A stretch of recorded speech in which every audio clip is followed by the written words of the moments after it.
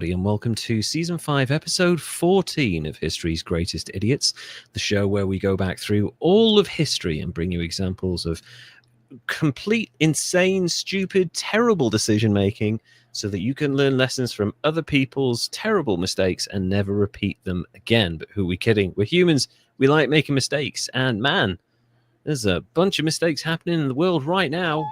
You really can't get away from them. Yeah, it's a lot to learn. A lot to learn going on. Lot to learn. That's the way to see what's happening right now in the world. Lessons. So joining me as ever is my amazing co-host and dear wonderful friend Derek. Derek, how are you, my man? I'm doing well personally. Okay, that's good. Yeah, we like that. I've just come back off holiday. Had a really lovely time. Despite the blazing heat in the UK.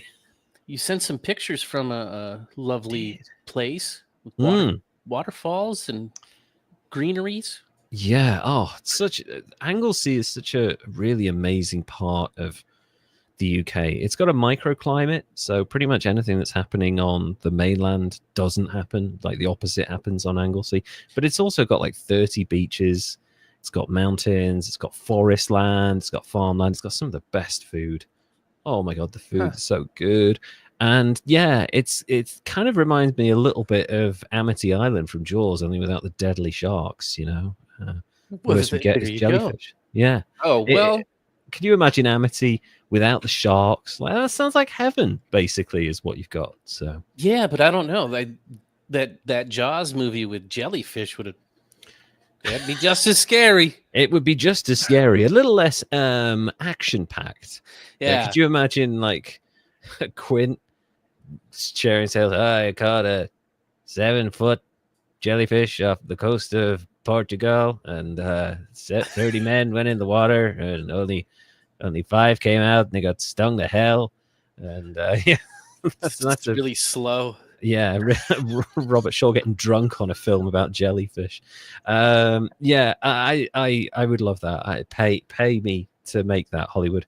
If you'd like to see pictures from my adventures in this lush paradise that is, as I was saying to Derek, very much like the Shire from Lord of the Rings, you can go and subscribe to our Patreon at patreon.com/History's Greatest Idiots. And also we're on Instagram. If you find at History's Greatest Idiots, you'll see a bunch of short form clips. You'll also find those on YouTube, where I used a special piece of software to create them recently. And man, we got 20,000 views in 24 hours. It was pretty cool. Yeah, that was fun. I like that. That was fun. Yeah. I'm going to be doing that more often now. Yeah, keep doing that. Yeah, we got a bunch of new subscribers, and welcome if you're new subscribers. If you are subscribers over on the YouTube, please go and listen to and follow our podcast over on Spotify and Apple Podcasts and all of the other places that you can get podcasts, and download our most recent episodes and save them for later and listen to them while you're falling asleep, and we laugh at each other and give you hours of original content. Patrick McCall. I don't know if that would have worked. No, I don't think it would have. I stand by my decision to use jellies as my next horror film set in Anglesey. Yeah, there you go. Yeah, just a Robert Shaw stand-in, just like winding up the other actors on the set. Hey, you can't do push-ups. What's wrong with you? Just like, I can. Let me show you. Like, no, don't do that. Don't listen to the drunk man. So yeah, that's there's a bunch of stuff, and I've got a really interesting one today. So I want to address a little bit of a something first before we get into the episode, because this is a Pride Month special episode. So yes, very excited about that, because we've done LGBTQ people before, and you know, they weren't strictly out as LGBTQ. Particularly, I'm thinking the Marquis of Anglesey specifically was possibly one of the most flamboyant people in human history, who blasted through $15 million in like a decade, and even had Arthur Conan Doyle looking for his jewels. That's how much of an idiot that guy was. So yeah, new subscriber here. Hello again, Derek. We met Oh, you met on Beef's radio show. Been binging the show like crazy the last couple of weeks. Loving it. Hey, Patrick. That's great. Oh, man. Hey, Patrick. Yeah. Thank you for subscribing. So yeah, I just wanted to, before we got into the episode, I wanted to address something. We had a comment, and it made me think, actually. It was a comment from a person saying, I listened to an episode recently, and I'm 10 minutes in, and you haven't even gotten to the subject yet. Oh, first time I'm listening, last time I'm listening. I just want to point out to people that are listening, the reason we talk to each other for a little bit of time at the start of each episode is we've been doing this for 4.5, 5 years now. And we have an established audience who have been with us for a good portion of that time. And as someone who's worked in the podcasting industry, and we both have worked in podcasting and radio for a very long time now, we understand that people come to the show initially for the content or a viral thing or stuff, but they'll stay for you. So that's why we share elements of our lives, and we talk to each other a little bit at the start of each episode. Plus, we're friends. We want to check in with the other person, make sure they're okay, because we love each other and we love you guys. And, we want you We're to all friends here. We are. And we want you to feel part of this community where we check in with each other and we talk to each other and make sure everyone's okay. Specifically that guy. You can go fuck yourself. But also, I wanted to point out to that person, why would you leave a comment like that? This is one of the most pointless elements of modern life. Just because something appears in your For You recommended page doesn't mean it's actually for you. Okay, you have the power to go, this isn't for me, and click on something else. You don't have to spend seconds of your time discussing your displeasure, the fact that it didn't meet your specific standards as a new consumer. Like, that kind of covert narcissism bullshit. Like, the internet isn't designed specifically for you. You can move on and do something else. If you went, you go to like a night of stand-up, right? Mm-hmm. You don't, I mean, people heckle comedians all the time, but generally they're doing it because they think they're being part of the show or whatever. You don't stand up in the middle of someone's fucking stand-up routine and go, this isn't very good. You've been talking about yourself too long. I'm leaving. Like, who fucking does that?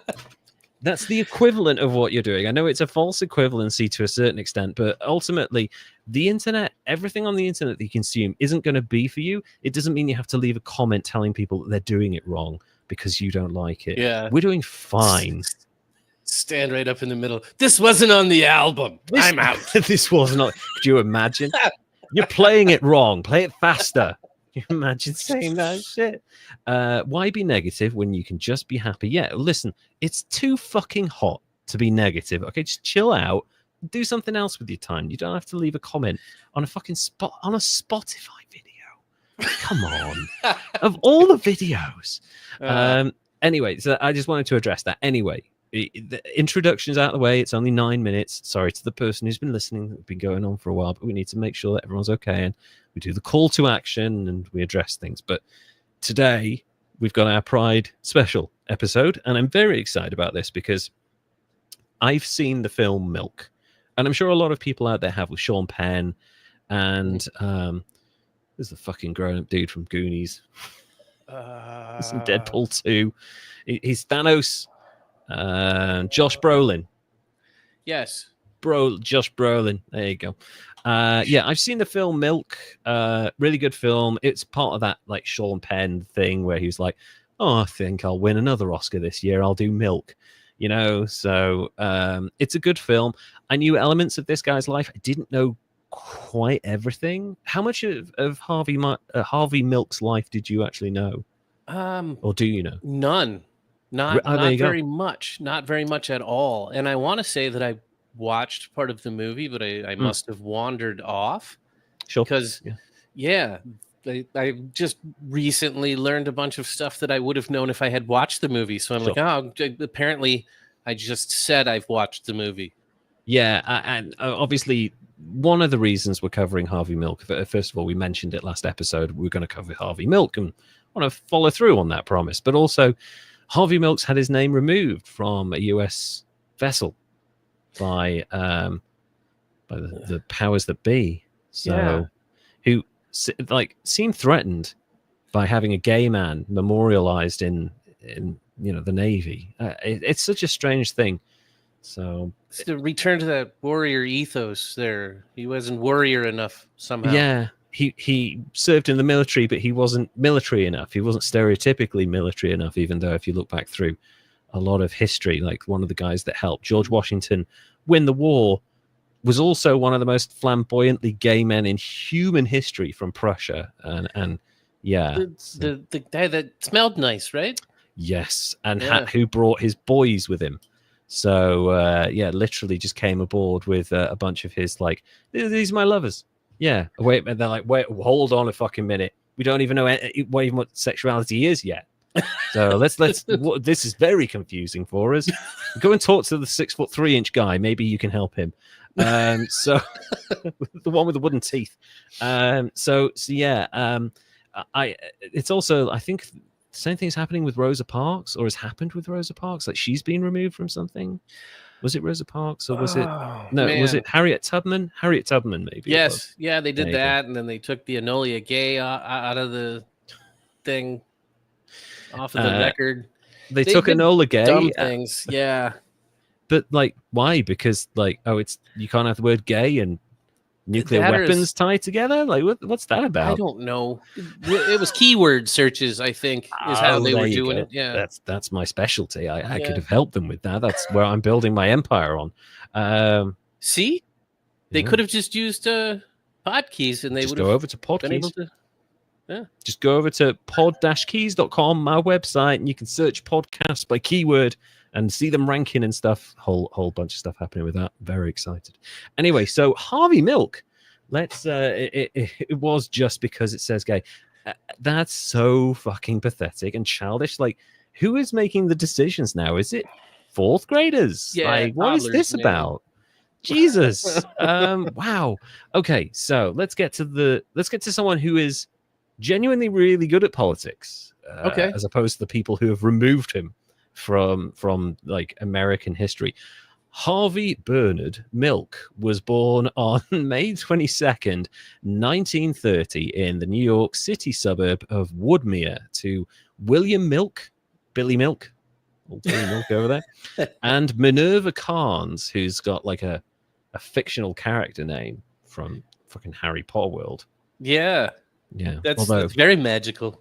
Although yes, that's very magical, and that is the last time I will invoke the name, I will invoke the memory of that particular author and the LGBTQ community in this episode. So he was the younger son of Litvak parents. Do you know what Litvak is or means? No? Okay. Do not. I was going to talk about it anyway, because there'll be a bunch of people listening who are like, what the fuck is Litvak? A Litvak is a Jewish person who historically resided in the former Grand Duchy of Lithuania, encompassing present-day Lithuania, Belarus, parts of Latvia, northeastern Poland, and adjacent areas of Russia and Ukraine. So huge part of the Austro-Hungarian Empire, I want to say. And it was a Grand Duchy, so it's a huge part of Europe that basically encompassed like 5 or parts of 5 countries, really. So that's what a Latvic is, and he's descended from that part of the world. He was also the grandson of Morris Milk, also another amazing names in this, a department store owner who helped to organize the first synagogue in the area. So super kind of interesting family background that Harvey Milk had, although he was a bit of a wanderer very early on, and we'll get into that now. As a child, Milk was teased for his protruding ears, big nose, and oversized feet, and tended to grab attention as a bit of a class clown.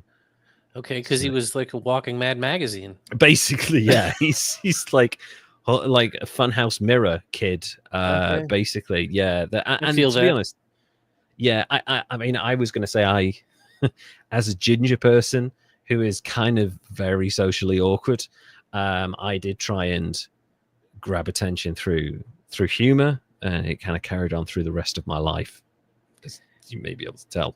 So, but yeah, I mean, kids can be cruel. I'm sure he didn't really have, his ears weren't that protruding, or his feet weren't that oversized. Just kids are psychopaths. That's a fact. Yeah, it's like, you're slightly different. The alarm goes off and they chase after them. Under his name in the high school yearbook, it read Glimpy Milk. No idea what the fuck does Glimpy mean. Glimpy? Maybe that's his nickname. Maybe it meant something in the 50s. Anyway, or in the 40s. Sorry, we're in the 40s at this point, so even earlier on. Glimpy Milk. And they say women, all capitals, are never at a loss for words. So, what? That's a surprise. Yeah, okay. Yeah, hit that well. He's he's a man's man now. Milk graduated from the Bayshore High School in Bayshore, New York, in 1947, and attended New York State College for Teachers in Albany, now the State University of New York in Albany. From 1947 to 1951, majoring in mathematics. So he's going to be a maths teacher, and was for a period of time. But he had a bunch of jobs around about this time. Sorry, is it just me or did the stream freeze? It does that. Let me just see. Yeah, there's an advert over on Twitch. Yeah, it does that. Apologize. Internet is still apparently an early evolving technology, so we'll just do what we can. While it's frozen, I'll go back and say that a word, no, maybe it's AI lying to me, but Glimpy says that scrawny, youthless, pathetic. Oh, okay. Yeah, I mean, I don't know too many kids kids generally fall into two categories, right? And they'll get picked on for either. They're generally kind of either scrawny or like a little bit chubby. And like, I feel like either one of those things you're going to get picked on for anyway. So, yeah. I kind of feel like you just got picked on when you were a kid at some point. Pretty much, yeah. Could you imagine? Unless you were just a dick picking on people. Yeah. I think Harvey Milk seems to have used his exuberance and no worries, it's not frozen anymore. Okay, great, thanks Patrick. I feel like Harvey's used the attention he got as a class clown, and this forms like a really big part of his appeal because he learns how to manipulate's not the right word. He learns how to affect the way people feel about him and see him through his behavior and his flamboyant actions. And we'll talk about that now. So he also wrote for the college newspaper. One classmate remembered, and I've had to rewrite this so that we don't get like abolished by YouTube for the way this was worded. Oh, okay. Really offensive language, let's just say, about gay people. He was never thought of as possibly queer. Rephrased the way that was said. Okay. He was a man's man. Harvey Milk, man's man. You know, people were fucking blind back in the 40s and 50s. Well, this is when Liberace was thought of as a great lover. So, to be fair, a man's man would make him gay. Yeah. Would it not? Man's man, yeah. Basically, yeah. But he was seen of quite as, even though he's like quite scrawny and short, he's seen of as like a manly man. Yes. Maybe he was just a bear, you know. That's just what people didn't know what a bear was back then. So, okay, that's maybe got that. Anyway, he wasn't. After graduation, Milk joined the United States Navy during the Korean War. He served aboard the submarine rescue ship USS Kitawaki, which is an ASR-13, as a diving officer. So, really important and quite dangerous role as a rescue diver. He's a rescue diver. He's a rescue diver. Yeah, man, like that movie with Forrest Whitaker. No, Cuba Gooding Jr. Yeah. Like that, similar to that. Jacques Cousteau invented the lung, the aqua lung at the breathing apparatus things. I don't know if you're crazy. Yeah, those were fucking scary, dude. No, he's brave for going down in that shit. Like, that's incredibly dangerous. It's guaranteed death if anything goes wrong. Anyway, Milk later transferred to Naval Station San Diego to serve as a diving instructor. In 1955, he resigned from the Navy at the rank of lieutenant junior grade, forced to accept an other than honorable discharge and leave the service rather than be court-martialed for being gay. Oh. Yeah. Apparently back in the 50s, being gay was so bad that it discredited all the honorable and amazing things that you did before then. Didn't matter. None of that mattered. And all the lives you saved. Nah. That is unfortunate. It's kind of fucked up. Really. Yeah, other than honorable discharge. Other than honorable. Yeah, other than honorable. Yeah. Administrative. It's not good. No. It doesn't look good. But the amazing thing is that this is super common at this time, especially in San Diego. And a whole bunch of gay guys in that part of the world get together. They end up in San Francisco, and a movement is born as a result. A lot of them former ex-Navy and Army and all of that other stuff. Milk's early career was marked by frequent changes. In later years, he would take delight in talking about his metamorphosis from a middle-class Jewish boy to high-flying politician. In 1956, he met Joe Campbell at the Jacob Riis, R-I-I-S, I think that's Rice, Park Beach, the Jacob Rice or Riis Park Beach, a popular location for gay men in Queens. Milk pursued Campbell passionately, like really, like when you say pursued someone passionately, I imagine that includes jogging, because like passionately pursuing them, like you're physically running quite fast. Maybe I'm thinking of something else. You would think that it would involve some sort of jogging and perspiration and like a breeze on. Yeah, definitely a lot of arm flailing, maybe like really like a lot of movement. Milk pursued him passionately. Milk continued to write Campbell romantic notes and poems even after they got together. Wrote him love notes, which how sweet. That is super adorable. Never stop dating your partner. That's the rule right there. You know, always romance. But hey, listen, everyone's guilty of it. Don't worry. Okay. In New York, Milk worked as a public school teacher in Long Island and then as a stock analyst in Manhattan. Those in the are late different 50s. jobs. Very different jobs, but he's very good with maths. So something that you need in a public administrator: charismatic, quite good with maths, and yeah, and can also dive under the water in a big heavy suit. Yeah, that's super helpful. Yeah, and also knows all the good gay hotspots, because that's super important in any public servant, really. In 1961, Campbell and Milk separated after 6 years. There was a period of time here where they moved to Dallas.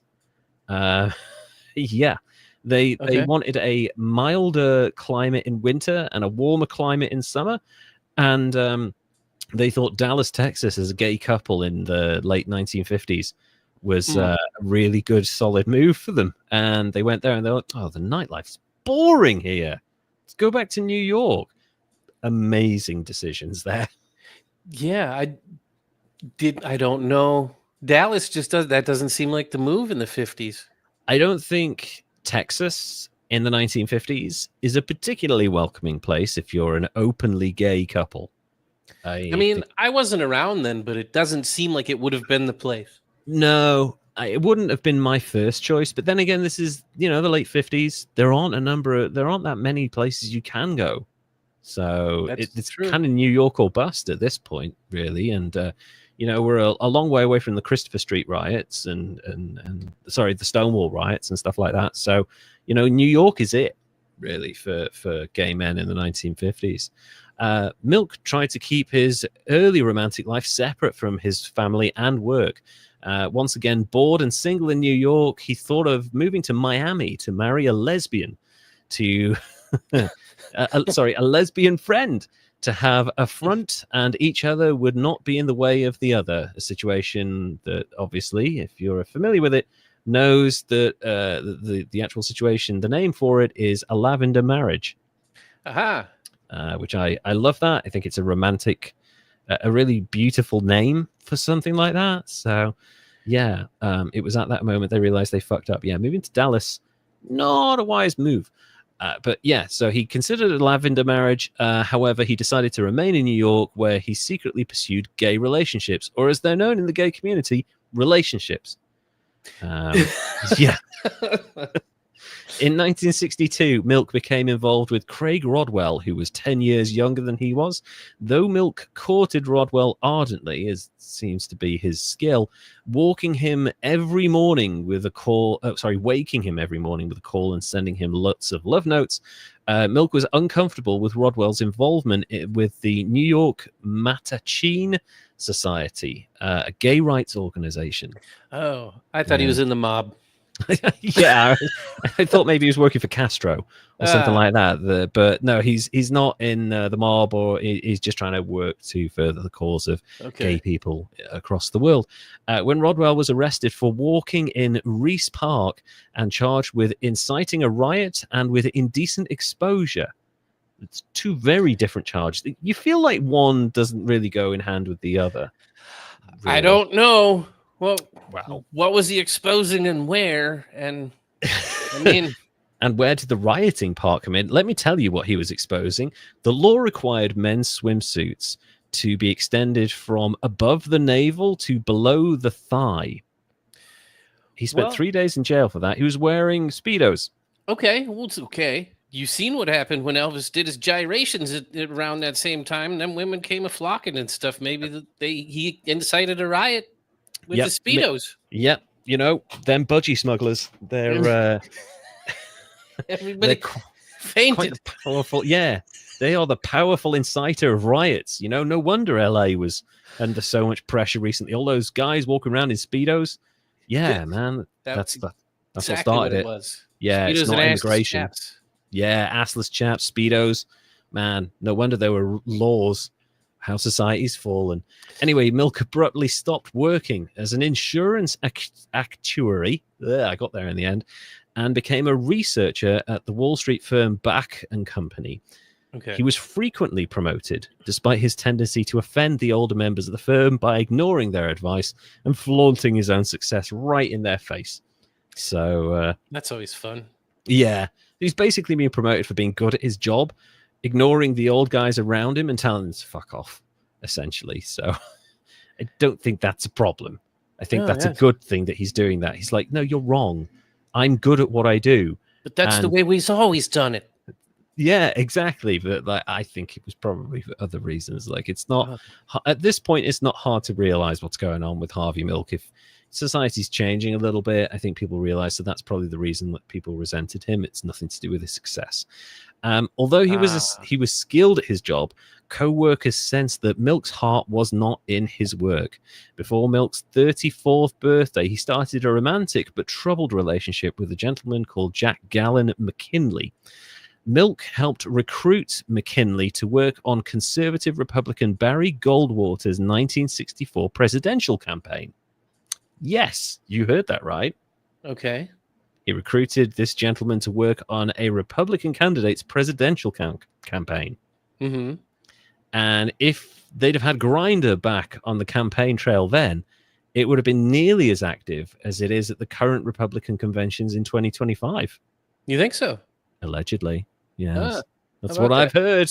I've heard that if reporters go to these things, and if there are reporters who happen to be part of the LGBTQ community, they turn on Grindr, and all of a sudden there's like more activity on there than any other time during the year, and it's a Republican convention. So interesting. Yeah, sounds a lot. I wonder what the hypocrisy lies with. Yeah, it's terrible. McKinley was prone to, unfortunately, depression and sometimes threatened to commit suicide if Harvey Milk did not show him enough attention. To make a point to McKinley, Milk took him to the hospital where Milk's ex-lover, Joe Campbell, was himself recuperating from an actual suicide attempt after his lover, Billy Sipple, left him. So, my goodness. Yeah, so much drama. Shit. Really serious. Yeah. That's really terrible. So Milk was like kind of giving him the tough love. Like, this is what a suicide attempt looks like, and this is what it does to a person. Anyway, they broke up after that. I think Milk realized that this was too intense. He remained friendly with Campbell, who had entered the avant-garde art scene in Greenwich Village, but Milk did not understand why Campbell's despondency caused him to consider committing suicide. It's not something that he ever really struggled with, despite his own issues. Harvey Milk never got to the point where he ever considered taking his own life. Everyone he knows, homophobe men are closeted. It's true. It's very, very true. Homophobes, if you scratch the surface a little bit, you'll find that there's some issues under there. Whether it's sexuality or not is up for debate, but there's always something under there which causes the hate, and it's usually more of the hate that they feel and the vitriol that they spout. It's usually more of a reflection of what's going on in their lives than what's actually going on in the world around them. Tends to be a thing. It does, sadly. Since the end of World War II, the major port city of San Francisco had been home to a sizable number of gay men who had been expelled from the military and decided to stay rather than return to their hometowns and faced ostracism. By 1969, the Kinsey Institute, God bless Kinsey, that man invented the sliding scale of sexuality, and said that there's not really such a thing as gay and straight. There's just like varying degrees in between. So the spectrum, which we still talk about today. So Albert Kinsey, thank you. That was a very, very smart thing to institute. The Kinsey Institute believed that San Francisco had more gay people per capita than any American city at the time. When the National Institute of Mental Health asked the Institute to survey homosexuals, the Institute chose San Francisco as its focus. I wonder what the National Institute of Mental Health was doing. I'm sure their goals weren't biased or nefarious at all. I really hope that that survey is not horrible or weird or biased. It would be really bad. Milk and McKinley were among the thousands of gay men who were attracted to San Francisco. McKinley was a stage manager for Tom O'Horgan, a director who started his career in experimental theater, but soon graduated to much larger Broadway productions. These two men arrived in 1969 with the Broadway touring company of Hair. So he's getting involved in theater, which is cool. McKinley was offered a job in the New York City production of Jesus Christ Superstar, and that brought about the end of their tempestuous relationship. So he gets this role. He goes back to New York. Harvey Milk is now settling into San Francisco. It's over between them at this point. So I think he goes on to have a decent little career. So that's good to see. I'm glad he kind of got himself settled down a little bit. The city appealed to Milk so much that he decided to stay working at an investment firm. And in 1970, increasingly frustrated with the political climate after the US invasion of Cambodia, Milk let his hair grow long and became a hippie, basically, at the age of 40. So, yeah, I think that's the best time to become a hippie. Yeah, you hit that time, you're like, man, I've outlived John Lennon. It's time to grow my hair. I did it. I grew my hair at 40. That's what I'm doing. Yeah, there you go. Wow, look at that. That's really coming in. That's amazing. It's a rebellion. We're not old and dying just yet. We can grow hair. I'm doing it before it falls out, man. Yeah, exactly. Milk let his hair grow long. When told to cut it, he refused and was fired. What? The company. I know. First the Speedos and then the hair. Oh, man. Jesus Christ. Crap. People need to leave the Speedos and hairy people alone. Harvey Milk drifted from California to Texas to New York, constantly going between the three without a steady job or plan. In New York City, he became involved in the theater company as a general aide. This is O'Horgan's general company, signing on as an associate producer for Lenny and for Eve Miriam's Inner City.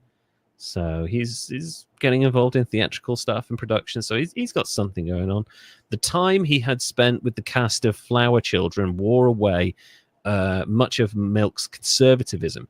A contemporary New York Times story about O'Horgan's company described Milk as a sad-eyed man, another aging hippie with long hair, wearing faded jeans and pretty beads.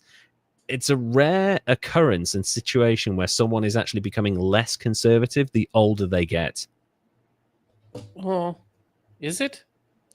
Apparently, it's more common than you think. I just kind of pictured Harvey Milk getting really, really old, which he didn't do, sadly, but him getting old, going, all these immigrants here, driving around, there needs to be more of them. damn it, there needs to be like that. They need to keep taking our jobs, like just doing the opposite of what angry old conservatives do. Playing loud music, it needs to be louder. That'd be hilarious.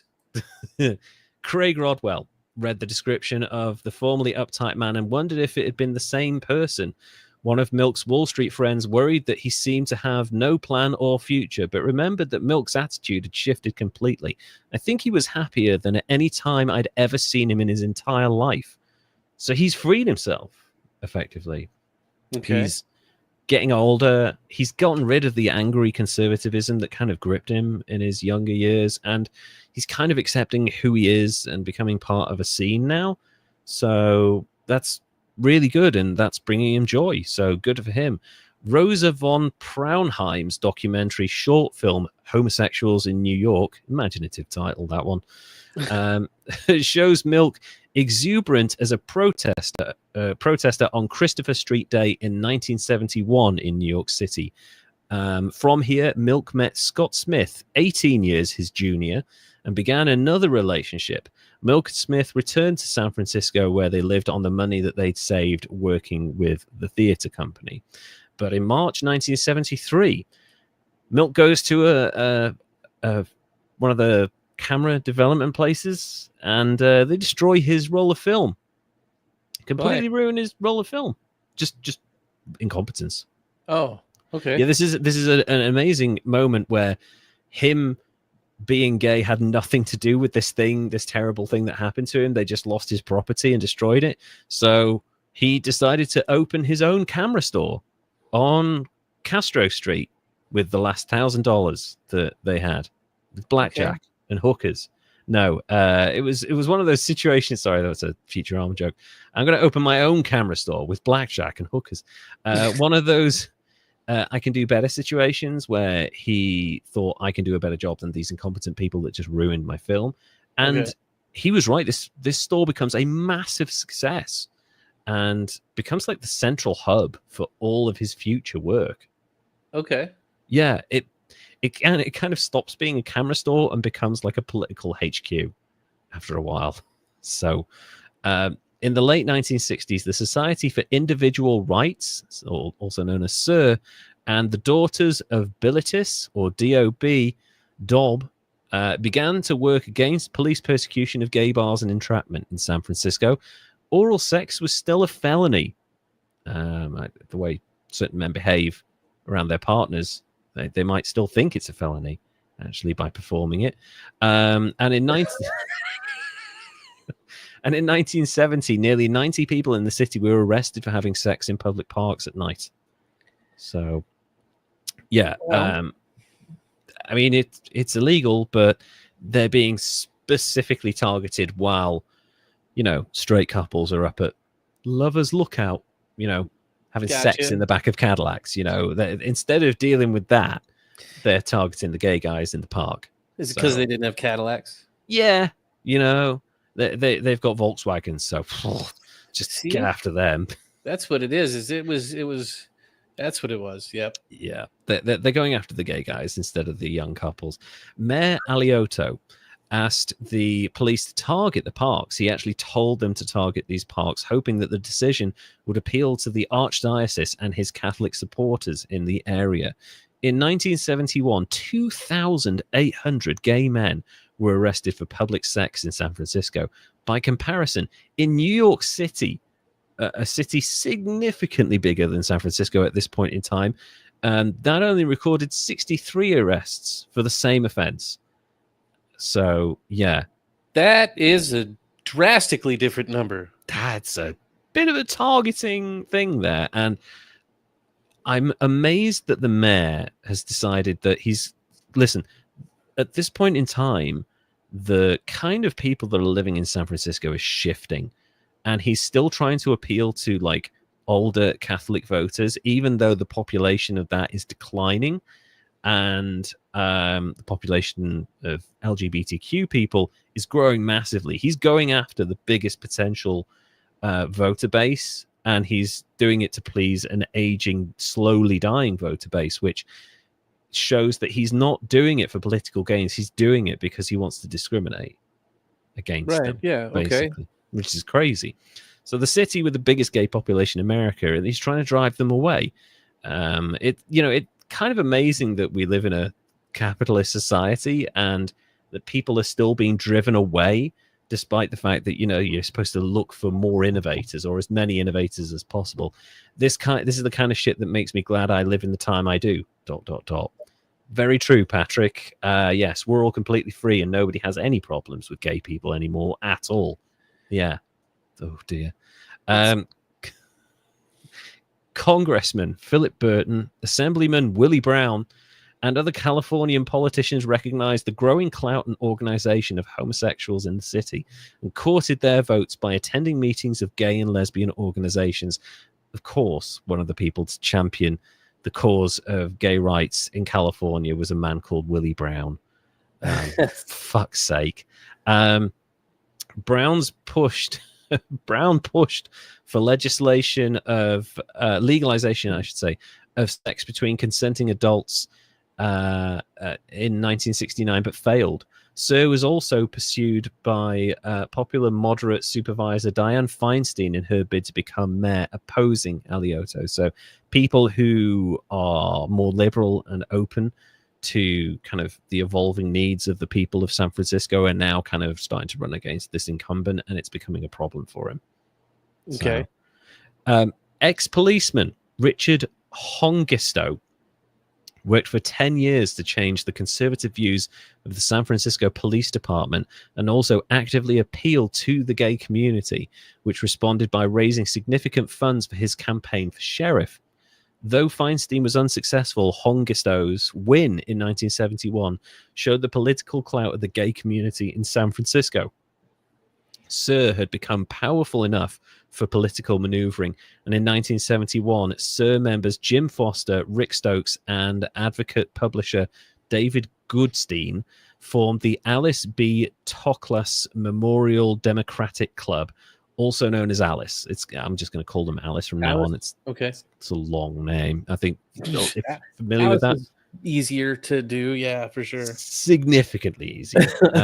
Alice befriended liberal politicians to persuade them to sponsor bills, proving successful in 1972 when Del Martin and Phyllis Lyon obtained Feinstein support for an ordinance outlawing employment discrimination on the basis of sexual orientation. And thank God that went through. What a weird thing to ask somebody at work. I know, like that was the weird thing. Who you banging? Yeah, who do you prefer to bang? Yeah, is the do you prefer or do you prefer right? Oh right, you're fired. Fuck you. Get out. Such a weird thing. Like, are you doing a good job? Should be like the one and only fucking question in that situation. It doesn't matter who you are. If you're doing the job, who cares? Alice chose Stokes to run for a relatively unimportant seat on the community college board. And though Stokes received 45,000 votes, he was quiet and unassuming and did not win as a result.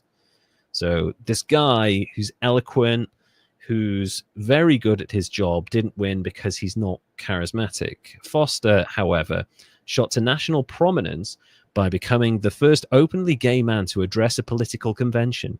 His speech at the 1972 Democratic National Convention ensured that his voice, according to San Francisco politicians, was the one to be heard when they wanted the opinions and especially the votes of the gay community. So this group, Alice, if any politician wants the gay votes in San Francisco, they have to go through this group now. Okay. They're kind of the voice of the community. Time to get HR, time to get involved. Yeah. Sorry, that made me laugh. Milk became more interested in political and civic matters when he was faced with civic problems and policies he disliked. One day in 1973, a state bureaucrat entered Milk's shop, the Castro Camera shop that I mentioned before, and informed him that he owed $100 as a deposit against state sales tax. Milk was incredulous and basically screamed insults at the man until he left the store. He screamed about the rights of business owners, and after he complained for weeks to state officials, the deposit was reduced to $30. It sounds like a shakedown to me. A little bit. Yeah, someone shows up and goes, hey, I'm a state official. Yeah, there's this random tax that you don't really know about. I need $100. That's like a fucking mafia move right there. That's absolutely what that feels like. Yeah, It's like, weird. is this a protection? If you don't pay, you're going to get fined more. It's like if you don't get paid, someone's going to attack your store or rob you or whatever it is. It's the same principle. So I'm amazed that somebody tried to pull that shit. Anyway, Milk fumed about government priorities when a teacher came into his store later on to borrow a projector because the equipment in the schools nearby didn't work. They had to borrow projectors. Well, it's nice that he allowed the local school to do that and had the community, but it sucks that they didn't have it themselves. 100%. And this is like the kind of the chrysalis of one of Harvey Milk's focus, which is helping the community no matter who's there. But I do feel like this underfunding of public services, it does end up fostering people who kind of want to change that. And it certainly did in the 70s when, you know, people were becoming quite unionized and there was a lot of stuff around that, especially in San Francisco. Anyway, friends also remember around the same time having to restrain Harvey Milk from kicking the television while Attorney General John N. Mitchell gave consistent I don't recall replies when he was questioned during the Watergate hearings. Ha. Yeah. Yeah, I want to covered kick that television before. when I watch briefings a lot. I want to kick the television, but it's usually when Grey's Anatomy's on. Ah. Yeah, you know, this fucking shit's still going. Yeah. That's 'cause it made 17 you cry. seasons. Yeah. How is this still going? Anyway, Milk decided that the time had come for him to run for city supervisor. He said later, I finally reached the point where I knew I had to become involved or shut up. And let's be honest, he was never going to shut the fuck up, was he? That's just not going to happen. Milk received an icy reception from the gay political establishment in San Francisco. Jim Foster, who had been active in gay politics for 10 years, resented that the newcomer had asked for his endorsement for a position as a prestigious city supervisor. Foster told Milk, there's an old saying in the Democratic Party, you don't get to dance unless you put up the chairs. I've never seen you put up the chairs. Okay. Pay your dues, earn your time. And there's something to be said for paying your dues and learning the system, but if someone's good, just get them in. Like, stop like making people jump through hoops for your endorsement, for Christ's sake. Yeah, I mean, I guess you got to learn the system and you got to learn how things work and stuff. But then again, if you're learning the system and you learn how things work, that's just learning how that system works and stuff. And if you're trying to make a change and make things different and make things better, you probably don't want to learn how things are done. Exactly. Exactly. And it's not like he isn't experienced in politics. This guy has worked for, you know, the Republican campaigns, guy who ran for president before. So he's not completely inexperienced. Too then, like, hey, what are you doing over here? Yeah, are you an insider? Is that what this is? Are you a secret plant? Anyway, Milk was furious, of course he was, that Foster had snubbed him for the position, and the conversation marked the beginning of an antagonistic relationship between the Alice Club and Harvey Milk. Some gay bar owners, still battling police harassment and unhappy with what they saw as a timid approach by Alice to establish authority in the city, decided to endorse Harvey Milk. So he basically got a bunch of people behind him, and there was a bit of a divide forming in the community.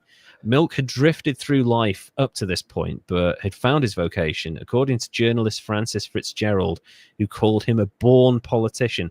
And that's very true, because Harvey Milk was a passionate, intelligent, and believable person, usually the kind of the traits that you needed to attain high office in America, although, you know, there are sometimes examples of sitting presidents who aren't passionate or intelligent or believable, and sometimes barely even a person. Sometimes they're more of a tangerine blob of lies and 3 strands of pubic hair coiffured into an installation art piece. Yes, that's sometimes a case. Sometimes. I mean, it could be anyone I'm talking about from American history there. And, but yeah, sometimes that's the case, America.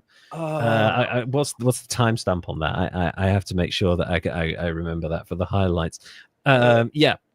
So at first, his inexperience showed. He tried to do a lot without any money, any support, or even staff. And instead, he relied on his message of sound financial management and promoting individuals over large corporations and government. Like, some of that's going to work with a left-leaning audience, but not all of it. He's not quite got the messaging right at this point. Okay.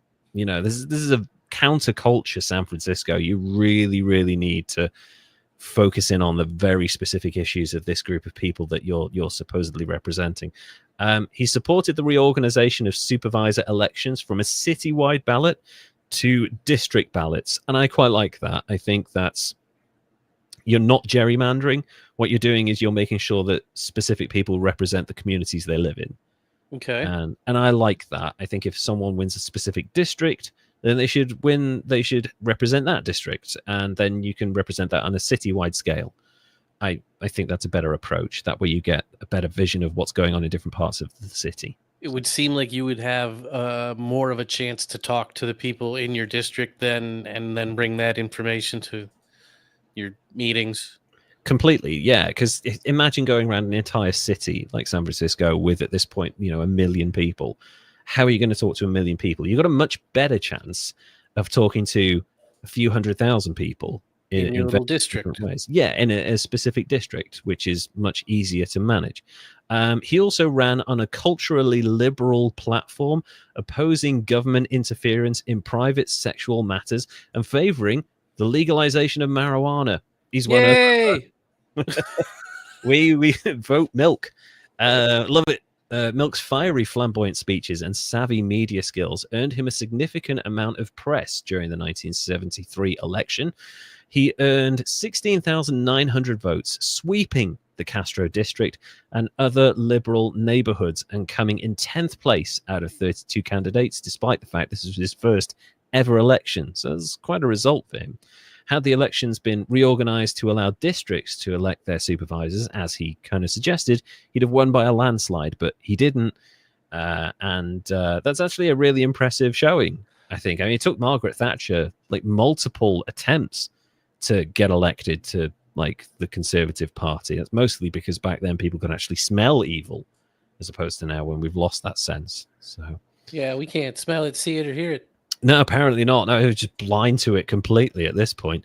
From early in his political career, Milk displayed an affinity for building coalitions. The Teamsters actually wanted to strike against beer distributors, Coors in particular, who refused to sign the union contract, and also because Coors is piss water. An organizer asked Milk for assistance with gay bars, and in return, Milk asked the union to hire more gay drivers. Is, very sensible decision. You want people to start advocating for people from your community to actually get better lives through work and better positions in society. And he's doing that really well. A few days later, Milk canvassed gay bars in and around the surrounding Castro district, urging them to refuse to sell the beer. With the help of the coalition of Arab and Chinese grocers, the Teamsters also recruited. The boycott was successful, and it worked. So that's okay. Coming together of groups there. You've got the gay community, you've got the Teamsters, you've got Arab and Chinese grocers. That's kind of a real microcosm of what's going on in San Francisco at this time. Like, yeah, wow. That's an interesting organization. Yeah, a group of people that you wouldn't necessarily have seen coming together for political success, but it worked. And God bless him, he's starting to find success. Milk found a strong political ally in organized labor, and it was around this time that he began to style himself as the mayor of Castro Street. As Castro Street's presence grew, so did Milk's reputation. Tom O'Horgan, the Broadway producer we mentioned earlier, remarked that Harvey Milk spent most of his life looking for a stage on Castro Street. He finally found it. However, tensions in the city were growing between the older citizens of the the most holy Redeemer parish, the gay people who entered the Castro district. In 1973, 2 gay men tried to open an antique shop, but the Eureka Valley Merchants Association, EVMA, attempted to prevent them from receiving a business license. I'd love to know the grounds that they... It's like, you can't do it because they're gay, so you've got to come up with another reason. It's like, oh, their antiques are shit. It's good. No, it's because it was going to be too fabulous, and they couldn't handle it. We can't compete with that kind of decoration. They know what they're doing. God damn it, they can coordinate colors. It's really difficult. Anyway, Milk and a few other gay business owners founded the Castro Village Association with Milk as the president. Shock horror. He often repeated his philosophy that gays should buy from gay businesses. It's oddly specific. If you work that into any other situation, that might sound bad, but in this situation it was quite necessary because they're being attacked on all fronts, the community at this point. So it makes sense to band. You've got to band together in this situation, buy local and support small business. Right. That goes for today as well. Support independent, small local businesses if you can.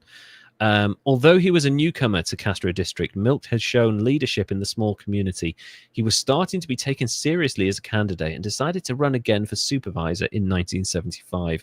He reconsidered his approach and cut his long hair short, swore off marijuana, and vowed that's worse, and vowed to never visit another gay bathhouse again. Boo! Get back in those bathhouses, you fucking sellout. Milk's campaigning earned him the support of the Teamsters, firefighters, and construction unions. His store, Castro Camera, became the center of activity in the neighborhood. Milk would often pull people off the street to work his campaigns. Many discovered later that they just happened to be the exact type of man that Milk found attractive. Oh. So he's sworn off the bathhouses, but he's picking up men in the streets so that they can come and work for his political campaign. He's a horny genius. That's what I'm saying. It's very clever. Yeah. That's kind of just like what political men do, huh? Yeah. Gay or straight. They just pick up the people that look attractive to them and be like, hey, why don't you come work for me? Yeah. Bill Clinton's looking for interns like, hey, who's that chick over there? Who's that one with the black hair and the red dress? What's her deal? Milk favored support for small businesses and the growth of neighborhoods. I'm 100% with him on this. Again, shop local, support your local communities. Very, very important. Do what you can. Doesn't mean you have to give up your life, but just support what you can. Since 1968, Mayor Joseph Alioto have been luring large corporations to the city, despite what critics labeled the Manhattanization of San Francisco. As blue-collar jobs were replaced by the service industry, Alioto's weakened political base, and the fact that the old folks were dying off at this point, allowed for new leadership to be voted into the office for the city. In 1975, State Senator George Moscone, was elected as mayor. Moscone had been instrumental in repealing the sodomy laws earlier that year in the California state legislature. He acknowledged Milk's influence in his election by visiting Milk's election night headquarters, thanking Milk personally and offering him a position as a city commissioner, which is music to his ears. I think just like, yeah, I don't want to do another election. Just give me the job, man. It's perfect. Yeah. What does a city commissioner do?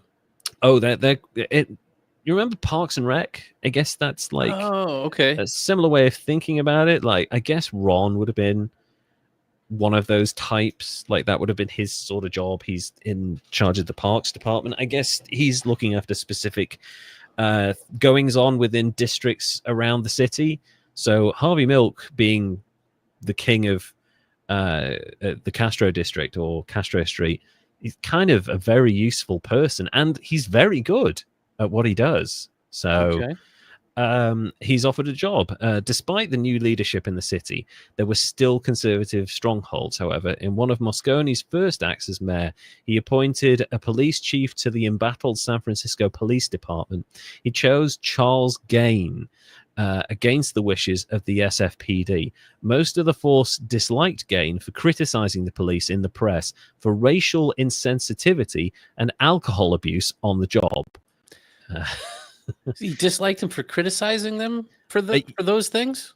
Yeah, they didn't like the fact that he was like, can you stop beating up people of color and getting drunk on the job, please? Like, fuck you, we'll do what we want, arsehole. Terrible. How dare you?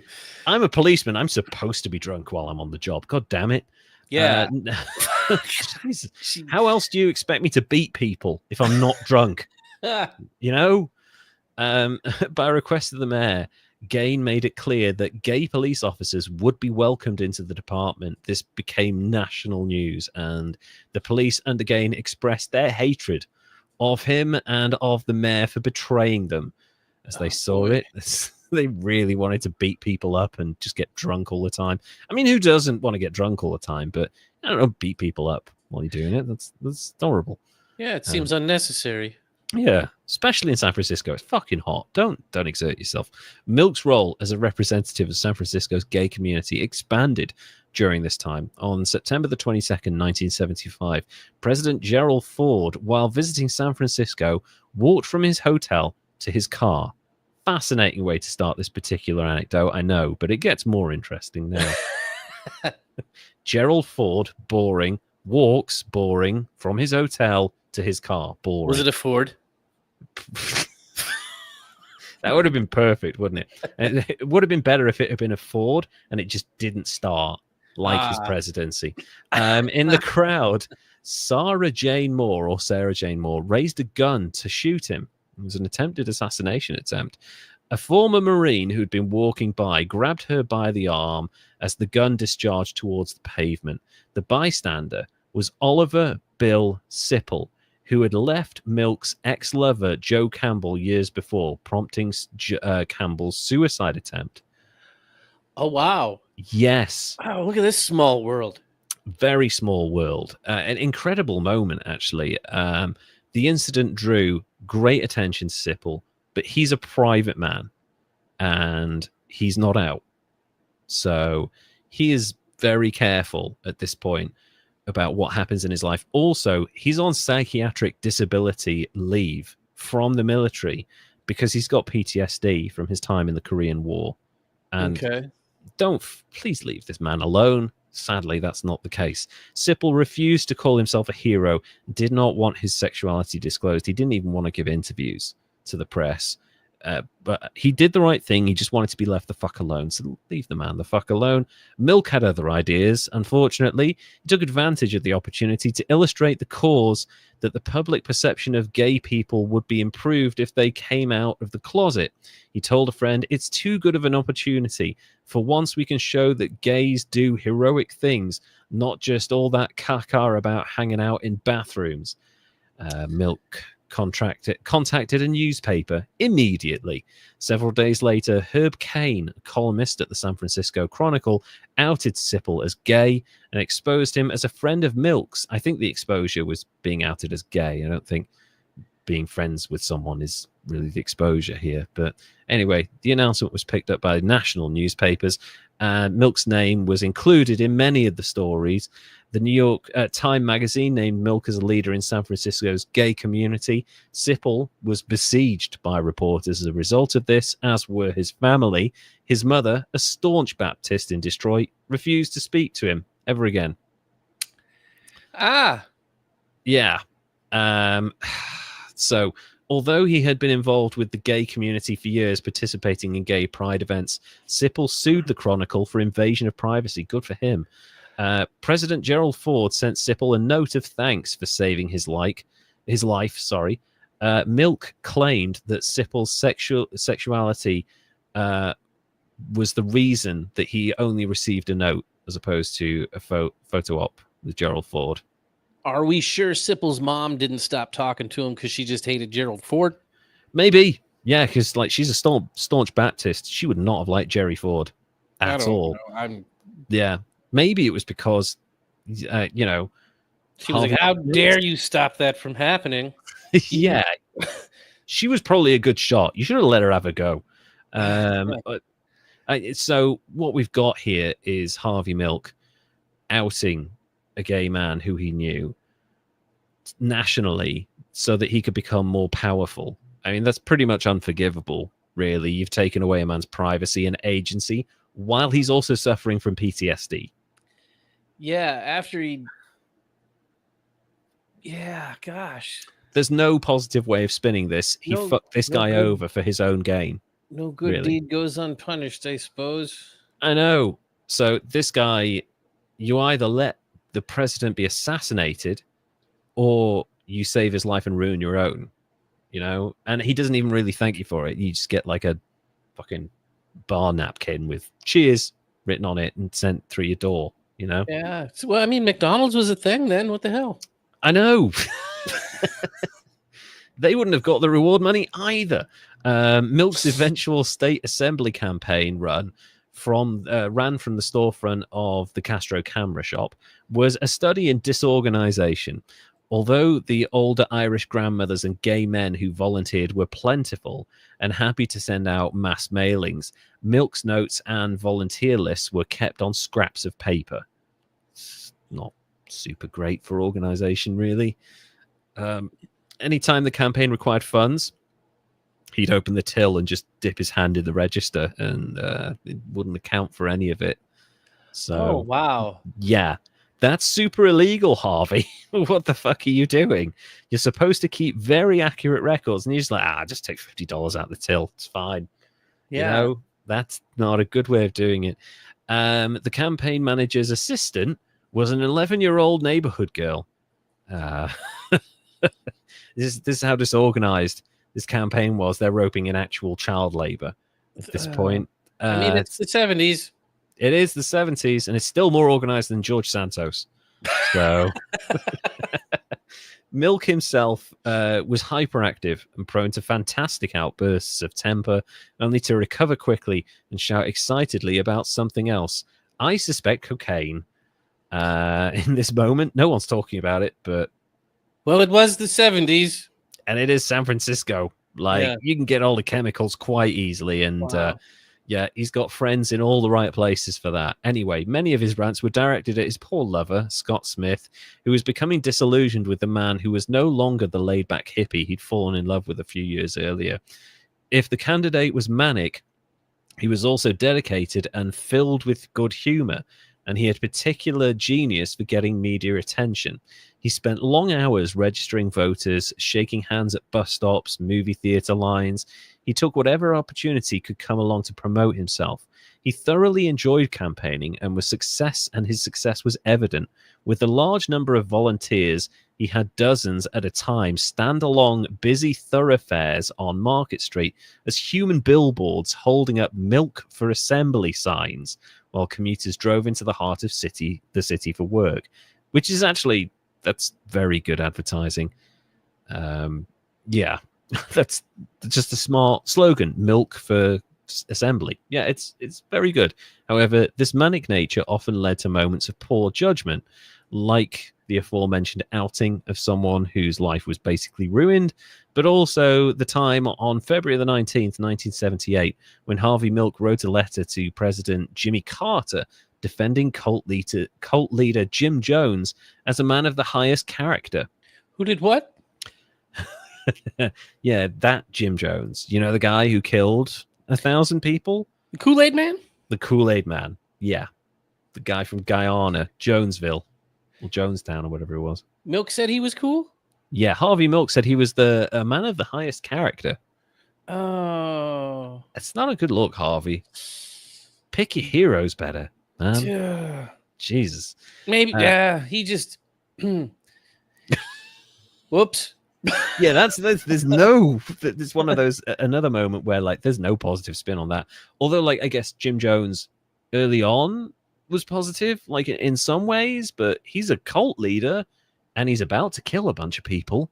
I mean, you've got to have a draw when you start, I guess. Yeah. Hey, I'm Harvey Milk. I'm the guy who endorsed Jim Jones.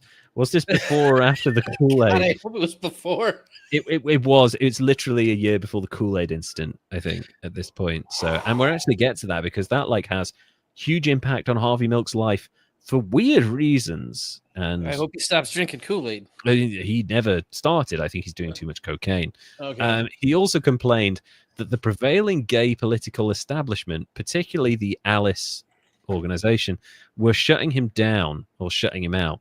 He referred to Jim Forster and Stokes as gay Uncle Toms. He should probably be attacking someone else instead of members of his own community. That's not a good idea to split the community, Harvey. It's not really going to work out well for you. He enthusiastically embraced a local independent weekly magazine's headline, Harvey Milk versus the Machine.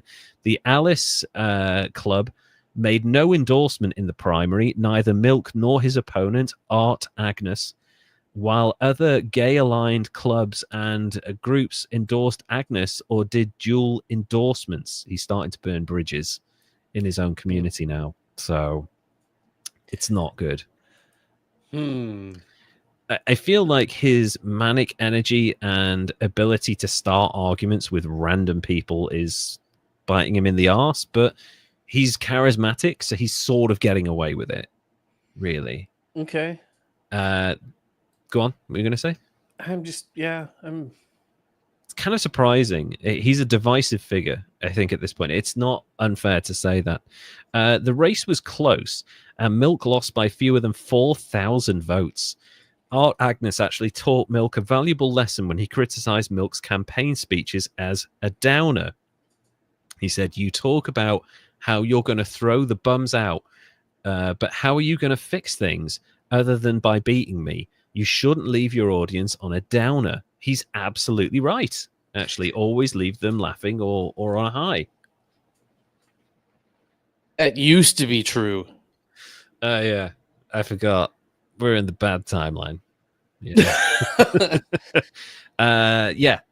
remember Barack Obama used to leave people on speeches with like inspirational stances and like quite happy and like people felt positive and enthusiastic, and now it's like what? Leave him confused and mad at somebody. Yeah, what you do now? What did he even say in that speech? What is going on? In the wake of his loss, Milk realizing that the Alice Club would never support him politically, co-founded the San Francisco Gay Democratic Club. Anita Bryant's public campaign opposing homosexuality in various stages. She had that thing in Florida where she wanted to stop gay pride march, and she got a bunch of backing. She became very emboldened and decided to take on all sorts of anti-gay campaigns across the United States. The administration does word salads really well. I mean, yeah. Oh, that Anita Bryant. Yes, that Anita Bryant, the particularly harsh one. So she started to challenge gay rights ordinances across the United States. Her approach fueled gay politics in San Francisco. 17 candidates from the Castro district entered the next race for supervisor. More than half of them were gay, and another 25% were just curious. Yeah. I'm joking. That last bit was made up. The New York Times ran an expose on the veritable invasion of gay people into San Francisco, estimating that the city's gay population was between 100 and 200,000 out of the total of 750,000. That is a significant portion of the population. We're talking about a third of the population in San Francisco is now gay. So that's a large number. When you say is now, you mean like has moved in? Yes. Turned that way? Yeah. So some of them have decided, some of them have realized who they are. Some of them have just been like drawn there, like migratory birds that are fabulous, you know? But they've realized it's a safe space for them. So they've literally flocked to this one city. Smart. It is. It happens all over the world. It happened in the UK with Brighton in the 19th century. Brighton became like a haven for gay people. And it happens in various other parts of the world as well. I'm sure that every country has their own cities or districts that are, you know, gay safe or gay friendly, whatever that might be. The Castro Village Association, which Harvey was president of, had grown to 90 businesses. And this included the local bank, formerly the smallest branch in the city of San Francisco, had become the largest branch in San Francisco and was forced to build a wing to accommodate its new customers. They were expanding physically as well. That's crazy when you think about it. Milk's most successful opponent was the quiet and thoughtful lawyer Rick Stokes, who was backed by the Alice Democratic Club. Stokes was open about his homosexuality long before Milk had come out and had experienced more severe trauma, once being hospitalized and forced to endure electroshock therapy to cure him. Goodness. Wow. Yeah, that was a thing. Holy shit. Just a pointer. There are still electroshock therapies used in the world of psychiatric health, but it's not been done to cure people of homosexuality. It's been done for other things. So, yeah. Milk, however, was more expressive in the role of, about the role of gay people and their issues in San Francisco politics. Stokes was quoted as saying, "I'm just a businessman who happens to be gay." And he expressed the view that any normal person could also be homosexual, whereas Milk is charismatic. He's not just a regular guy. He's someone a bit different. And that makes him more appealing to people because he seems like he's a statesman, because he seems assured and powerful and passionate, whereas this other guy is like kind of dry and boring, and man, that does not win elections. Milk's contrasting populist philosophy was relayed to the New York Times. "We want sympathetic liberals. We want gays to represent gays. I represent the gay street people. We have to make up for the I know, yeah. Is that gay street people or gay street people? You know, like those are two. We have to make up for hundreds of years of persecution. We have to give hope to the poor runaway kid from San Antonio. They go to the bars because churches are hostile. They need hope. They need a piece of the pie." That's some good speeching right there. Yeah. He's learned the lesson, giving people hope, you know. Other causes were also important to Milk. He promoted larger and less expensive childcare facilities, free public transportation, and the development of a board of civilians to oversee the police. Love all of that. Yeah, that's all really good things. Really, really good thing. And free public transportation in San Francisco, super, super helpful because the traffic, holy shit. He advanced important neighborhood issues at every opportunity. Milk used the same manic campaign tactics as in previous races: human billboards, hours of handshaking, and dozens of speeches calling on gay people to have hope. On election day, November the 8th, 1977, he won by 30%. Oh, wow. That's a big fucking victory. Against 16 other candidates. So he's well and ahead of every other person in this race. He arrived on Castro Street on the back of his campaign manager's motorcycle. Hopefully not the campaign manager's assistant's motorcycle, which is a tricycle, I think. To what a newspaper story described as a tumultuous and moving welcome. Since the race for the California State Assembly, Milk was receiving increasingly violent death threats, unfortunately, but unsurprisingly.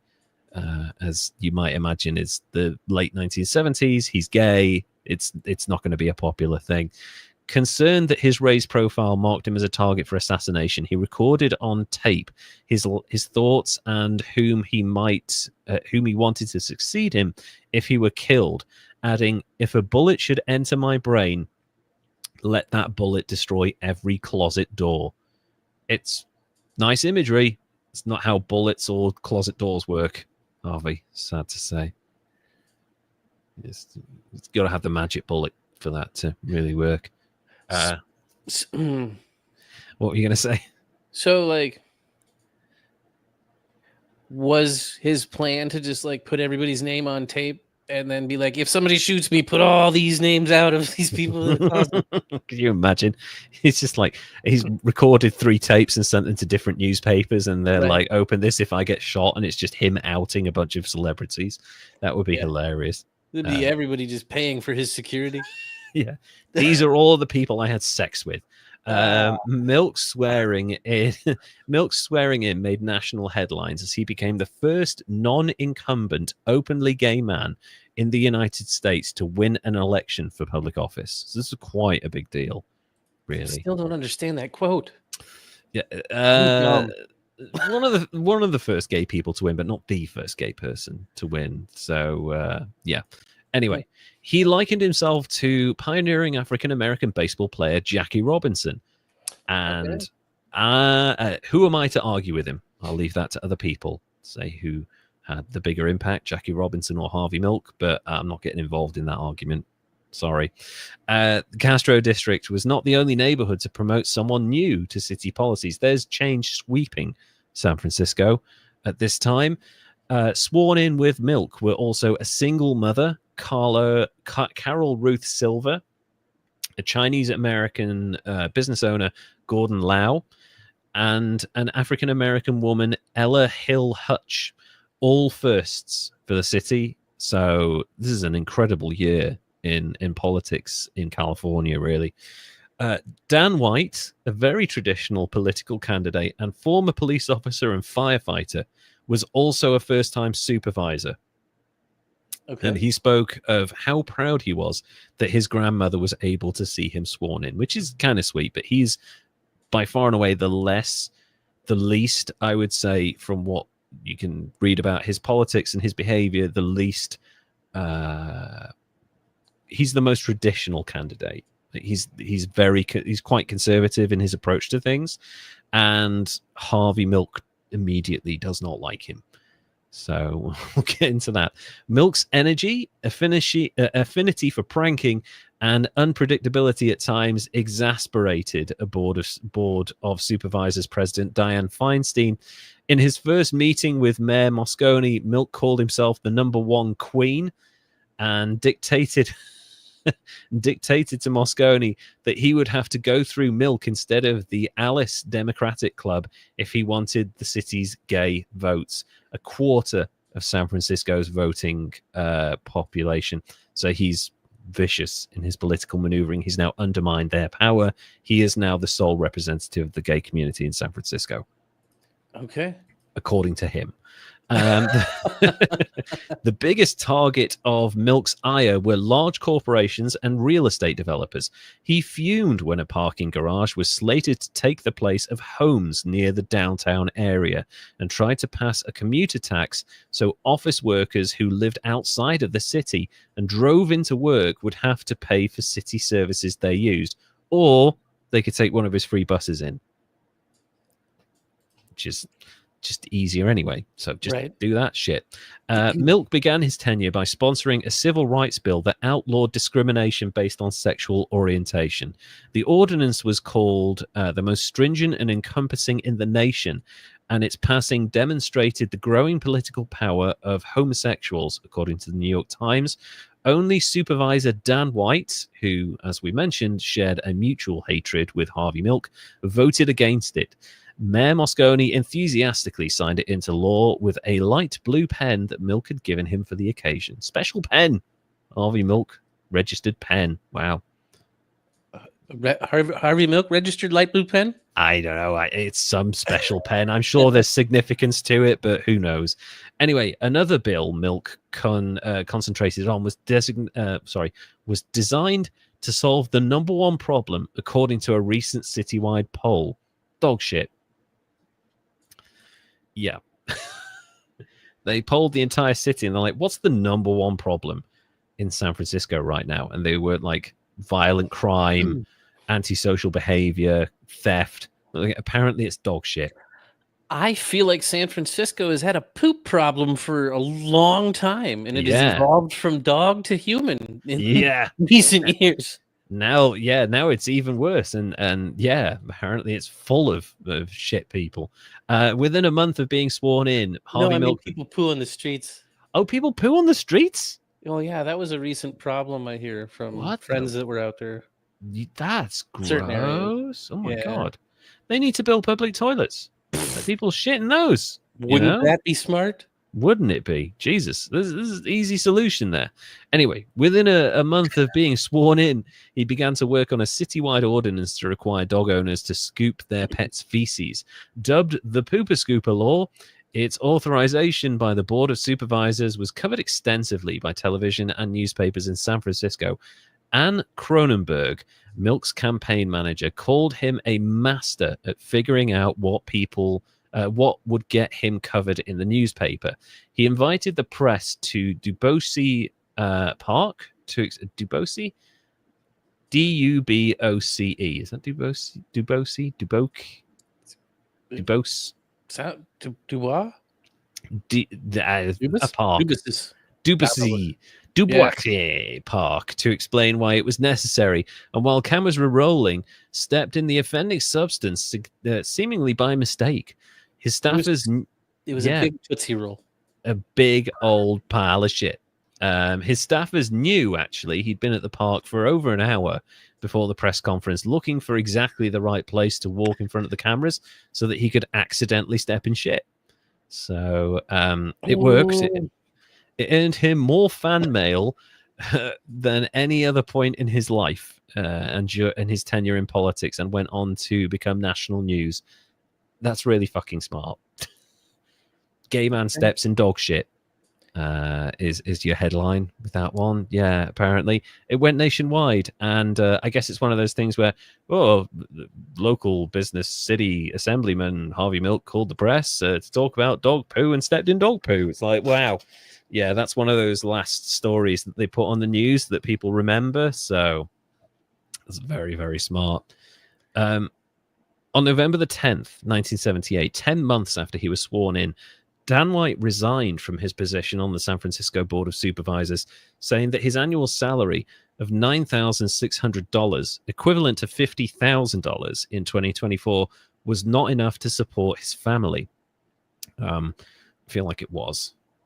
Really, back in that day, you know. I mean, San Francisco is expensive, but it's not that expensive in the 70s. Yeah, really. I couldn't tell you. I don't know.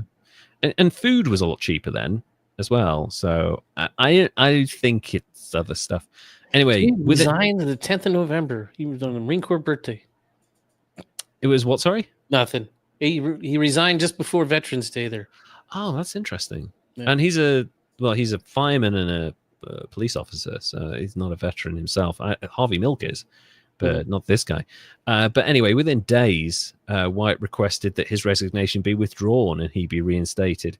And Mayor Moscone initially agreed. However, further consideration and intervention by other supervisors convinced Moscone to appoint someone more in line with the growing ethnic diversity of White's district and the liberal leanings of the Board of Supervisors. I wonder who that other supervisor was. I wonder who the powerful, charismatic voice that said, "Don't bring him back, he's an arsehole," probably was. Anyway. On November the 18th and 19th, news broke of the mass suicide of 900 members of the People's Temple. Suicide, some of them suicide. White remarked to the two aides who were working for his reinstatement, "You see that? One day I'm on the front page and the next I'm swept right off." What an arsehole. 900 people have just died, you prick. Wow. This isn't about you anymore. Leave it alone, Jesus. Put out a statement or something. Like, don't say you're angry because you're off the front page. Anyway, Moscone planned to announce White's replacement on the 27th of November 1978. Half an hour before the press conference, White avoided metal detectors by entering City Hall through a basement window and went to Moscone's office, where witnesses heard shouting, followed by gunshots. Uh-oh. Yeah. White shot Moscone in the shoulder and the chest, and then twice in the head. White then quickly walked to his former office, reloading his police-issued revolver that he'd kept after he left the police force with hollow point bullets along the way, and intercepted Milk, asking him to step inside for a moment. Dianne Feinstein heard gunshots and called the police, and then found Milk face down on the floor, shot 5 times, including twice in the head. Soon after, she announced to the press, "Today, San Francisco has experienced a double tragedy of immense proportions. As president of the Board of Supervisors, it is my duty to inform you that both Mayor Moscone and Supervisor Harvey Milk have been shot and killed, and the suspect is Supervisor Dan White. Milk was 48 years old, and Moscone was 49. Huh. Yeah. It gets worse, though. Within an hour, White called his wife from a nearby diner. She met him at a church and was with him when he turned himself in. Many people left flowers on the steps of City Hall, and that evening 25 to 40,000 people formed a spontaneous candlelight march from Castro Street to City Hall. The next day, the bodies of Moscone and Milk were brought to City Hall Rotunda, where mourners paid their respects. 6,000 mourners attended a service for Mayor Moscone at St. Mary's Cathedral. 2 memorials were held for Milk, a small one at Temple Emmanuel, and a more boisterous one at the Opera House. And just everyone got drunk and had a really good time. Yeah, sounds like a great day, actually. Dan White's arrest and trial caused a sensation and illustrated severe tensions between the liberal population and the city's police. The San Francisco police were mostly working-class Irish descendants who intensely disliked the growing gay immigration, as well as the liberal direction of the city government. After White turned himself in and confessed, he sat in his cell while his former colleagues on the police force told Harvey Milk jokes. Police openly wore Free Dan White t-shirts in the days after the murder. That's pretty fucked up. That's, yeah. God. It gets worse. As undersheriff for San Francisco, an undersheriff for San Francisco later said, "The more I observed what went on at the jail, the more I began to stop seeing what Dan White did as an act of an individual, and began to see it as a political act in a political movement. White showed no remorse for his actions and exhibited vulnerability only during an 8-minute call to his mother from jail." Doug Schmidt, White's defense attorney, said that White's mental deterioration was demonstrated and exasperated by his junk food binge the night before the murders, since he was usually known to have been a healthy, health food conscious consumer of food. Yeah. Area newspapers quickly dubbed it the Twinkie defense. I was going to say, yeah, dude, it was the Little Debbie's that did him in. It was the coconut. It's coconut and sugar. That's what did it. If only I hadn't had that blood sugar spike, I wouldn't have shot those 2 people. Dude, it was the sugar in the Kool-Aid. There you go. He got hold of the extra mixture and kept it for himself. Holy shit. What a defense. Anyway, it worked. White was acquitted of the first-degree murder charges on May the 21st, 1979, but found guilty of voluntary manslaughter of both victims, and he was sentenced to serve 7 2/3 years for killing 2 people. Yeah, less than 8 years for 2 murders. There's people doing more time than that for like possessions of large amounts of weed, medium amounts of drugs. Yeah, there are people still in prison for non-violent crimes that are serving way longer punishments than him. I'd imagine the fact that he's a honky also possibly helped in the situation, but the jury were terrible to have given him this. Anyway, with the sentence reduced for time served and good behavior, he would have been released in 5 years. He cried when he heard the verdict. What a bitch. Anyway, acting Mayor Feinstein, Supervisor Carol Ruth Silver, and Milk's successor, Harry Britt, condemned the jury's decision. When the verdict was announced over the radio, over the police radio, someone sang Danny Boy on the police band. That's really fucked up. A surge of people from the Castro district walked again to City Hall, in this time not in a candlelit vigil. This time they were chanting "Avenge Harvey Milk," and he got away with murder. Pandemonium rapidly escalated as rocks were hurled at the front doors of the building. Milk's friends and aides tried to stop the destruction, but the mob of more than 3,000 ignored them and lit police cars on fire. They shoved a burning newspaper dispenser through the broken doors of City Hall and then cheered as the flames grew larger. One of the rioters responded to a reporter's question about why they were destroying parts of the city. Just tell people that we ate too many Twinkies. That's why this happened. Fair. Yes, fucking turnaround is fair. Harvey Milk's political career centered on making government responsible to individuals, gay liberation, and the importance of neighborhoods to the city. Milk strongly believed that neighborhoods promoted unity and small town experience in larger, disparate cities. It's very, very true. And I know you've got experience of this, as do I. Yeah. So you've got to get involved in those specific communities. And that Castro Street should provide services to all of its residents. He opposed the closing of an elementary school. While most people in the Castro area did not have children, Milk saw his neighborhood having the potential to welcome everyone. So he wanted them to have as many facilities as possible. Some would claim Harvey Milk was a socialist or various other sorts of ideologies, but in reality, Harvey's political philosophy was never more complicated than the issue of dog shit.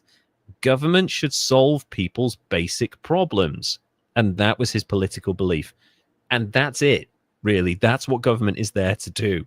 So if it's not doing it, then someone else needs to come in. Karen Voss, a communications professor at the University of New Mexico, said Milk happened to be a highly energetic, charismatic figure with a love of theatrics and nothing to lose. Using laughter, reversal, transcendence, and his insider-outsider status, Milk helped to create a climate in which a dialogue on issues became possible. He also provided a means to integrate the disparate voices of his various constituents and basically people who didn't have a voice in the political spectrum. And that's Harvey Milk, Pride Day episode. So it's a long biography. I'm sorry I went on so long. What are your thoughts on Harvey Milk? I mean, that is an interesting life, an interesting story. Terrible end. Yeah, horrific. Poor choice in backing Jim Jones there. Of all the people you can endorse, why would you go with Jim Jones? Maybe he liked the guy. It's the People's Temple thing and the hippie stuff. Yeah, it is. Like That's what it was. It's easy to fall for cult leaders early on, I think, when they're not so culty. Yeah, and when they haven't killed 1,000 people, it's they're a little bit more sympathetic. They all start not so batshit. Yeah, they all start somewhat reasonable, and then the Kool-Aid comes out, literally. And then, of course, there's the shit with outing someone to further your own political gains and basically ruining their life and ruining their family life because he never spoke to his mother again, which is fucked up. Did really prove a point, though, on how people have it. Yes, that's very true. That, if you're a hero, you have to be a very specific type of hero for it to be acceptable. You can't be a gay hero. Gay people can't do heroic things. They can't do heroic masculine things like saving the president. You have to be straight to do that. Was his point. Unfortunately, that point ended up ruining someone's life. Yeah, you should ask. You should have a willing participant in making your point. Exactly, yes. And you can champion this person. You can say, listen, this could have been anyone. They could have been anyone from any community. And it just shows the strength of the people in San Francisco and the unity that one of our people stopped this from happening. You don't have to mention that he's gay. You don't have to tip the press off that he's gay and ruin his life. You can just make it about San Francisco and a win for the community. That's an easy one to do. And then you're part of the story, and you're being positive. So, yeah. So if you have to give Harvey Milk a score out of 100, what are you going with?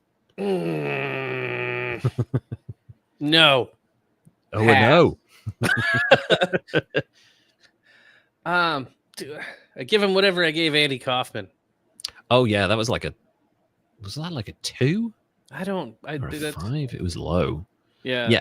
I mean, Harvey Milk is very much a force for positive change. Yes. throughout his political career. Oh gosh, no, because that outing him that's terrible. The supporting of Jim Jones is terrible. He didn't have a chance to like go back on that though, because he kind of got whacked right then. Yeah. I suspect that there was a lot more in his future. I think this Californian Senate would have been his immediate political ambition. I think he would have done really well as a Californian state senator or senator in full. So, well, with him being tied in with Feinstein and Brown, those are two big names that went a long ways. Yeah, in American politics and California politics. Yeah. 25. Sure, that's fair. I think the 25 comes from the fact that ultimately, despite the fact that he had all these different jobs and he kind of fell into politics, he was a politician. And politicians sometimes do things to get ahead that normal people wouldn't do. They're a little bit ruthless, even the good ones, supposed good ones. They are a little bit, oh, there's an opportunity here, right, we'll take it. They didn't always think about the consequences of taking it. That's like, well, have I won in the short term? Then yes, then that's a win. So yeah, the outing of that guy and the support for Jim Jones, really not good. So yeah, but I can't even because I want to give him a good score for being positive too. I'm all over the place. I broke it. You broke my brain. It's okay. I mean, it's a very low score, really. And, I feel like also the score reflects the fact that if he had gone on to an even bigger political career, well into his 50s, 60s, and 70s, I feel like, that score would have dropped down because he would have done even more good. But also it would have been like a smaller thing on a smaller scale had he gone to state senate and all of that. Could you imagine like that being the first openly gay senator in United States history, possibly by the mid to late 80s? That could have been in his future in 10 years. That could have changed or could have made an impact. Yeah, from the same state that gave us Ronald Reagan. That's kind of crazy. Gosh, imagine if that would have been a thing. Having an open senator or congressperson during the HIV epidemic, AIDS epidemic in the 80s. Yeah, especially someone who from various accounts, seemingly as promiscuous as Harvey Milk was. A passionate chaser. Like big time. But also, to have that voice in the political sphere of saying, listen, this isn't a gay virus. This is a sexually transmitted disease that affects everyone. Right. I think would have been, a really important thing to have, because politics a lot of the time is so far removed from what, communities with smaller voices actually are going through. And Harvey Milk could have been a very important voice in that conversation during the AIDS epidemic at that time. Yeah. So Harvey Milk, a 25, which I think is completely fair given that he did exploit people to get to where he was and was kind of crazy to endorse Jim Jones, but a really positive force. And actually a lot of his policies about focusing on smaller communities, local businesses, listening to underrepresented people within your local community, giving them a voice, getting them actively involved in politics. Those are such positive things that I think everyone can probably get behind, unless they're fucking idiots. So 25, solid score for Harvey Milk. And I really enjoyed researching him. Really interesting character. I learned so much about him, and it is a really complete picture as well. I mean, I could have written 10,000 words on him. There's a whole bunch of stuff I didn't cover, but he's just a really interesting thing. And he's just a really interesting person, and just a fantastic series of profiles from that man. Anyway, so that's our show for this episode. Thank you all so much for tuning in. If you enjoyed what you're listening to or viewing on Spotify now, because apparently Spotify is really promoting the hell out of streams, so give us a follow our podcast on Spotify. Also, go and watch all of our episodes live and free on YouTube, and all of our live streams are on there as well. And if you would like to support us by slinging us some cash, go to patreon.com/history's greatest idiots. I didn't read I didn't read the names. I'm so terrible. I'll do that now. I apologize in advance. Do it twice. I'll do it twice. Yes. Paid members: Jesse Christ, Kimberly, Andrew Zavara, Dilly Baub, Silent Crisis, Carrion, Suzanne, and Toasterzoid. Thank you all so much for supporting. And if you'd like to get access to our wonderful Patreon, where you can get an exclusive gift when you join and an annual gift when you stay with us for a while, as well as behind the scenes access to scripts, exclusive monthly recordings, and special stuff that's going on in our lives, patreon.com/history's greatest idiots, and also over on Instagram at history's greatest idiots, where you can get in touch with us and see all of the random stuff that we post on there, including memes and short form videos and stuff that does occasionally quite well.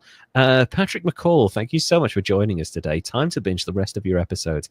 Glad I was able to catch a live stream. Thank you so much for joining us. It's great to hear from you, and keep listening to Derek and Beef's work as well. Support your local radio presenters. Those are really like important Beef things. says, rock local. Yeah, rock local. Yeah, seriously, support these people. So thank you all so much for joining us, and until next time, Derek, would you like to say goodbye? Goodbye, everybody. And we'll see you all again in a couple of weeks.